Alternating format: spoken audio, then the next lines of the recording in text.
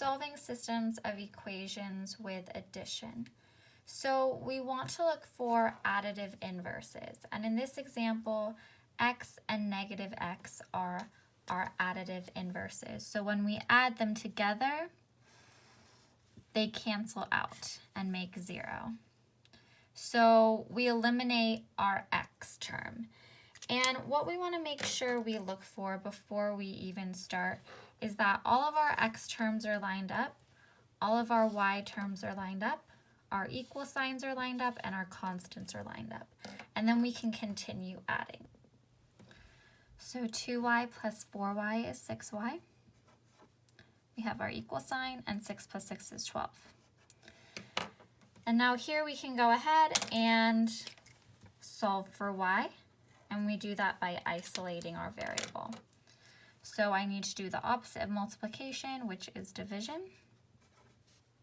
Everything I do to one side of my equation, I have to do to the other side. My 6's cancel out, and I'm left with y equals 2. Okay, now that I have the value for y, I can plug this back into one of my original equations to get my value for x. It doesn't matter which equation we use, we can choose. So I'm going to choose the first one, and I'm just going to rewrite it over to the right side here. And then we are taking our value for y, and we are plugging it in. We're substituting it. So now this is x plus 2 times y, or 2 times 2, equals 6. I multiply, 2 times 2 is 4. And then to solve for x, I need to isolate it. And that means I need to do the opposite of add 4, which is subtract 4 from each side. And x equals 2. So then I know the solution for my system here is 2, 2. All right, let's try one more example.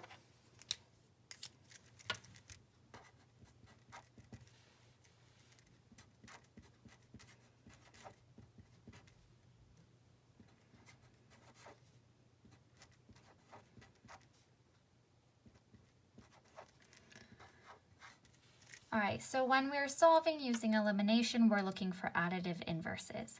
And so my additive inverses are 2y and negative 2y. If I add them together, they'll cancel out and equal 0, and it will eliminate the y variable term. Remember, the first step is to make sure all of our variables, all of our terms are lined up properly. So we need to do some rearranging here. In our first equation, x comes first, and then we have y, and here we have y, and then we have x. So we need to rearrange them. So I'm going to rewrite the first equation as it is. And in my second equation, I need to flip those first two terms. So now all of our x's are lined up, our y's are lined up, our equal signs are lined up, and our constants are lined up. So we can start adding. 2y minus 2y is 0, so those cancel out. 3x plus x is 4x. Remember, I can pretend there's an imaginary 1 in front of my x here.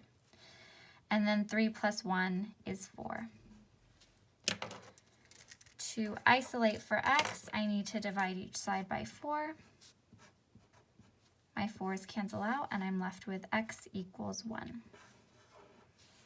Now that I've found the value for x, I can substitute it back into one of my original equations, and I'm going to choose my first equation. So I'm just going to rewrite it here. X plus 2y equals 1. And I take my value for x, and I plug it in. So this is now 1 plus 2y equals 1. I'm just copying this down below, but I'm replacing the value for x. All right, so we want to isolate our y term. So I need to subtract 1 from each side. My 1's cancel out, and I'm left with 2y equals 0. 1 minus 1 is 0. And to isolate for y, I divide each side by 2. y equals 0. So my solution is 1, 0.